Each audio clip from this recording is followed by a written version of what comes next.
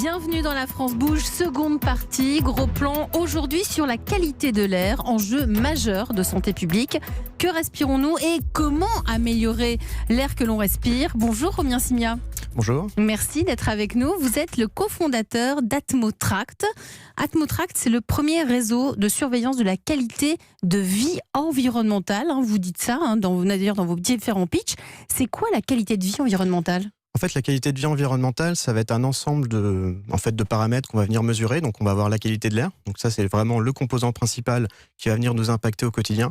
Et en fait, ça va être aussi tout un ensemble d'autres paramètres, comme par exemple le niveau sonore, la température, l'humidité, qui vont faire en fait qu'on va se sentir bien ou non au quotidien, en fait, dans notre vie de tous les jours dans la ville. Donc, vous mesurez à travers plusieurs paramètres l'air qui est autour de l'air que l'on respire.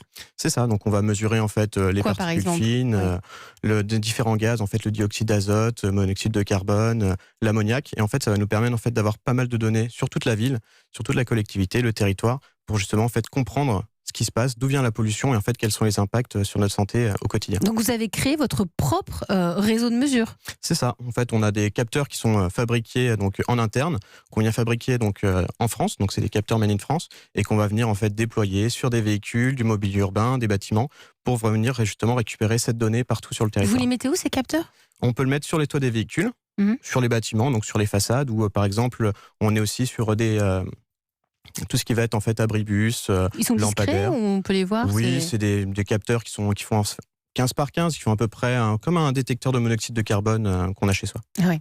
Guillaume Gibaud est avec nous, c'est notre coach du jour et il a une question pour vous. J'ai une question pour vous. Moi, ce matin, en allant travailler, j'ai vu le panneau de la mairie de Paris sur lequel il y avait un indice de pollution qui était faible ce matin et je me suis fait la réflexion de me dire en fait ça veut dire quoi faible déjà, qu'est-ce que ça veut dire et par rapport à cette offre et cette information-là, qu'est-ce que vous apportez en plus, qu'est-ce qui est différent, quel est le modèle et comment vous greffez là-dessus? Toutes ces informations en fait sont délivrées par Airparif sur Paris. Donc on a les différents organismes qui sont équivalents dans l'Est de la France. Et en fait c'est un indice qui va se baser en fait sur plusieurs gaz qu'on va venir mesurer. Et l'indice en fait va représenter le polluant qui va être le plus élevé sur le territoire. Donc même si tous les autres polluants sont faibles, si on en a un seul qui est très élevé, ça va justement définir l'indice de pollution sur le territoire. Nous, ce qu'on vient apporter justement, c'est un outil qui va permettre donc à ces organismes d'avoir une mesure plus précise sur le territoire, de venir en fait compléter leur réseau de mesure. Donc en fait, on a pour l'instant des grosses stations officielles qui mesurent la qualité de l'air sur le territoire, et nous on vient apporter en fait un réseau de mesures complémentaires pour venir justement avoir de la précision à l'ordre de la rue, pour vraiment savoir en fait ce que les gens respirent au quotidien. Alors vous parlez de polluants le plus élevé, donc tout ça c'est aussi pour veiller à notre santé, notre bien-être, parce que Benjamin, les dangers pour notre santé sont très importants en ce qui concerne la qualité de l'air. Oui, les effets sont très variés sur la santé. Alors c'est principalement au niveau respiratoire et cardiovasculaire, puisque les particules ultra-fines elles passent dans nos poumons jusqu'aux alvéoles pour rejoindre la circulation sanguine. C'est donc des maladies respiratoires comme des crises d'asthme, des allergies, une inflammation des poumons qui peut parfois provoquer des cancers. Faut savoir qu'on respire en moyenne environ 9 litres d'air par minute, soit environ 15 000 litres par jour, c'est énorme. Et puis il y a aussi des maladies cardiovasculaires comme des infarctus, des angines de poitrine ou encore des AVC. Et selon Santé publique France, la pollution de l'air entraîne chaque année 48 000 morts prématurées en France. Alors, vous, Romain Simia, avec Atmotract, vous voulez aussi toucher à notre santé, à notre bien-être ? En fait, devenir un outil de prévention un peu ? C'est vraiment de venir donner les outils aux collectivités, aux décideurs, pour venir comprendre vraiment ce qu'est la pollution sur leur territoire, pour justement mettre en place les bonnes actions, pour justement permettre de diminuer l'impact de cette pollution sur la santé des gens. Donc c'est vraiment un outil de la décision pour les collectivités, pour les grands groupes, pour justement venir comprendre ce qui se passe et mettre en place les bons plans d'action sur le long terme. Donc vos clients, ce sont les collectivités, les entreprises ? C'est ça, donc les bureaux d'études, par exemple les ASCA, donc les associations de surveillance de la qualité de l'air, on va venir travailler avec elles pour leur fournir de nouveaux outils, les bureaux d'études et puis tous les grands groupes qui vont être impactés justement par les changements politiques justement sur la qualité de l'air qui viennent en fait d'une envie des citoyens sur tout ce qui est domaine en fait du transport, de la construction, donc tous les domaines justement qui vont avoir un impact sur les gens aux environs.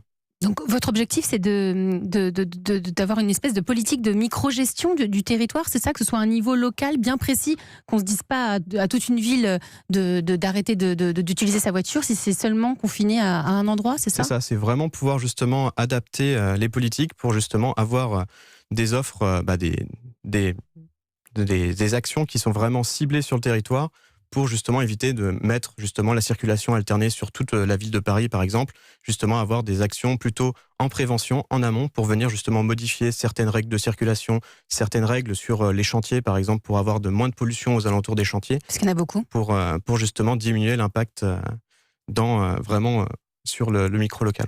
Guillaume. Et du coup, est-ce que vous envisagez d'avoir de plus en plus d'indicateurs? Typiquement, suite à l'incendie de Notre-Dame, je sais que localement, autour, voilà, il y avait un enjeu. Quand il y a du désamiantage sur certains gros chantiers, est-ce que vous voulez rajouter plein d'indicateurs, de se dire c'est le local et la mesure locale, en fait? C'est ça votre... C'est ça. Nous, c'est vraiment, par exemple, sur la première version du capteur, on avait seulement les particules fines qui étaient mesurées.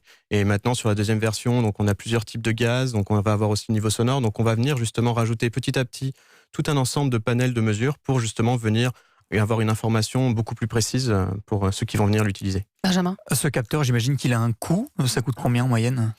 Un capteur, ça va dépendre. On n'est pas forcément sur un prix de vente, un capteur. On est plutôt sur la campagne de mesure, justement, avec un certain nombre de capteurs. Et on va être aux alentours d'une dizaine de milliers d'euros, la campagne de mesure pour une petite collectivité. Sur l'ordre de Paris, ça va être un peu plus de capteurs et donc des coûts qui sont un peu plus importants. Par exemple, vous pouvez installer des capteurs autour d'une crèche pour voir quel est l'impact pollution d'une crèche? C'est ça. L'impact pollution, c'est plutôt l'impact de la pollution sur les enfants qui sont dans la crèche. Oui. Donc on est vraiment ciblé, donc oui, sur tous les ERP. Donc on va voir les crèches, les hôpitaux, donc tous les établissements qui vont recevoir du public sensible pour justement leur fournir des informations pour venir adapter en fait leur confinement, leur aération face à ce qui se passe à l'extérieur. Guillaume. C'est un énorme enjeu de société et on sait bien que toutes les collectivités ont pas assez de budget, elles sont toujours, j'imagine, à faire des économies. Vous amenez un service qui est coûteux, dont les concitoyens voient pas forcément le bénéfice tout de suite ou peut-être pas l'idée en tête. Comment est-ce que vous arrivez à convaincre que c'est la bonne façon de faire? Est-ce qu'ils vont faire des économies grâce à votre solution, finalement, en étant plus local, plus ciblé? En fait, ce qui se passe aujourd'hui, c'est que la plupart des collectivités ne connaissent pas ce qui se passe sur leur territoire. Donc nous, justement, on vient leur offrir un outil qui est 10 à 20 fois moins cher que les grosses stations officielles pour justement avoir une première information, comprendre enfin ce qui se passe sur ce territoire. Après, on vient travailler justement avec les organismes qui vont venir analyser cette mesure pour rendre le service à la collectivité, pour justement venir interpréter et donner du sens à toutes ces données. On reste ensemble, on continue à parler de la qualité de l'air aujourd'hui.